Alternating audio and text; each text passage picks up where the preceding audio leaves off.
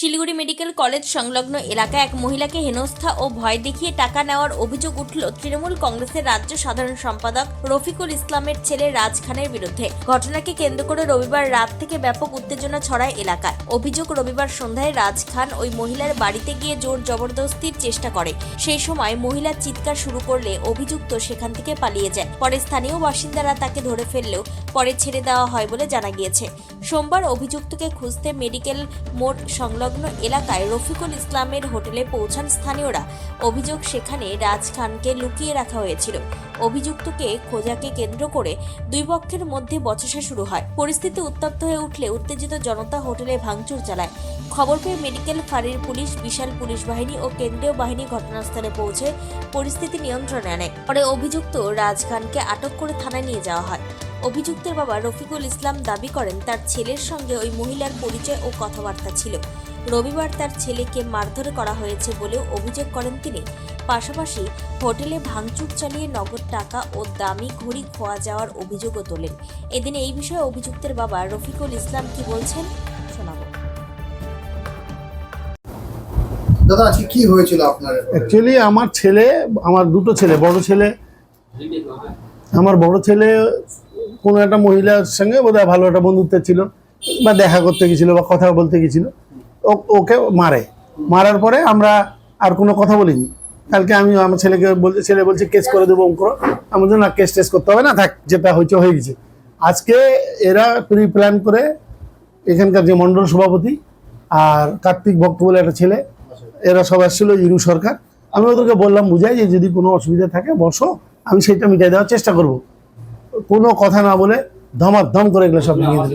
আমি ওকে টেনে মারলো, তারপরে ওকে টেনে মারার পরে আমি মোটামুটি আমার ব্যাগে 70,000 টাকা ছিল, সে ব্যাগটাকে নিয়ে চলে গেল, আমি জানি না।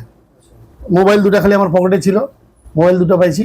আর ওখানে আমার ঘড়ি ছিল 60 থেকে 65টা। এখন দেখেন ঘড়ি কটা আছে, শোকেসগুলো ভাঙছে। ঘড়ি মোটামুটি রোলেক্স, র্যাডো, ভালো ভালো ঘড়ি ছিল আমার, খুব ঘড়ি শৌখিন। এগুলো সব নিয়ে গেছে, কোনো ব্যাপার না। এখন ঘটনা হলো, হোটেলটার পরে এটা তো আমার ব্যবসা প্রতিষ্ঠান, এখানে ভাঙা তো উচিত হয় না। দল হারবে জিতবে, সব দলই থাকবে। 2021 সালে তো আমরাও জিতছিলাম। আপনি একটা রেকর্ড দেখান, 2021 সালে যদি আমরা কোনো একটা মানুষকে কিছু বলে থাকি। আমার নাম রফিকুল ইসলাম, আমি তৃণমূল কংগ্রেসের 15 বছর জেলা সভাপতি ছিলাম, এখন আমি রাজ্যের সাধারণ সম্পাদক আছি। বিজেপির মণ্ডল সভাপতি প্রদীপ দেবনাথ কি বলছেন শুনুন।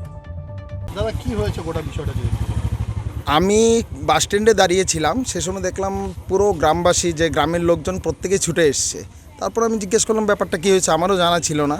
সে সময় শুনলাম কালকে রাত্রে এক মহিলাকে সঙ্গে দুষ্কর্ম করেছে রফিকুল মিয়া, যে আমাদের তথাকথিত যে টিএমসির মানে SC ST মোর্চার যে সেলের প্রেসিডেন্ট, মাইনরিটি মোর্চার প্রেসিডেন্ট ছিলেন তিনি। তার ছেলে এই অসৎ কাজটি ঘটিয়েছে। উনি আজকে না, আমরা দেখেছি বিগত অনেক দিন ধরেই যে মহিলা সংক্রান্ত ব্যাপারে উনি জড়িত রয়েছেন, এবং মহিলাদেরকে কোনো শ্রদ্ধা তো জানাতেই পারে না, প্রত্যেকটা ফ্যামিলি নষ্ট করেন। এবং ওনাকে সেই ফটো দেখিয়ে মানে প্রত্যেক দিন টাকা আদায় করতেন, যে এই ফটো যদি আমাকে টাকা না দাও তাহলে আমি এটা ভাইরাল করে দেবো, এই কথা বলে নিয়মিত টাকা আদায় করতেন। 80,000 টাকাও নিয়েছেন মহিলাটা থেকে। তো আজকে কি হয়েছে? তো আজকে গ্রামবাসী কালকে রাত্রে ওই মহিলাকে কিছু দিতে গিয়েছিলেন সেই ছেলেটা, সে সময় গ্রামবাসী ধরে ফেলে সে সময় গ্রামবাসী ওখানে ওনাকে সাবধান করে দেয়। সাবধান করে দেওয়ার পরেও মানিনি। আজকে প্রত্যেকটা গ্রামবাসী নিজেরা বেরিয়ে এসছে, বাড়ি থেকে এসে স্বতঃস্ফূর্তভাবে ওনার যে হোটেলে ওনার ছেলেকে লুকিয়ে রাখছেন, বলেছিল আপনার ছেলেকে বের করে দিন, সে কথা বলেছিল, উনি বের করে দেয়নি। তারপর শেষে পুলিশ অ্যারেস্ট করে আমরা শুনলাম যে মাটিগাড়া থানায় নিয়ে গিয়েছে। এখন আমাদের কমপ্লেন লেখা হচ্ছে, কমপ্লেন লেখা হলে আমরা কমপ্লেন জমা দিয়ে আমরা চলে যাব। যে অভিযুক্ত তার নাম হলো রাজ খান। আমার নাম হচ্ছে প্রদীপ দেবনাথ, আমি এই মণ্ডল প্রেসিডেন্ট বিজেপির।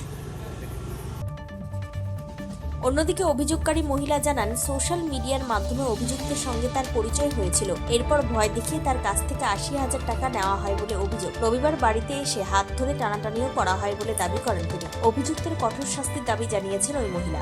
শিলিগুড়ি থেকে দেবাশিস দাসের রিপোর্ট, টাইমস 14 বাংলা।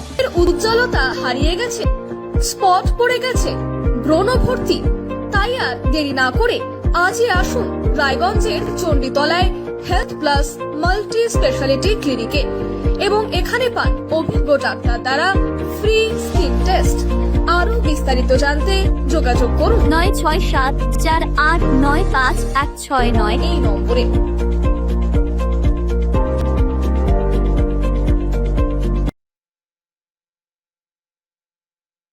আজ তোমার বিয়ে সাজলো নতুন সাজে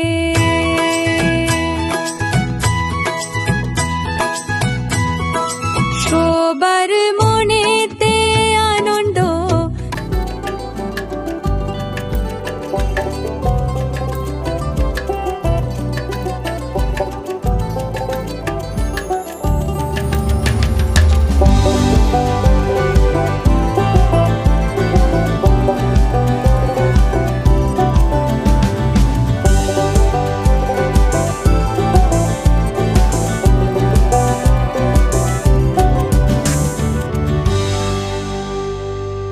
করে রাখুন। সেই সঙ্গে টাইমস 14 বাংলার ইউটিউব চ্যানেলকে সাবস্ক্রাইব করতে ভুলবেন না।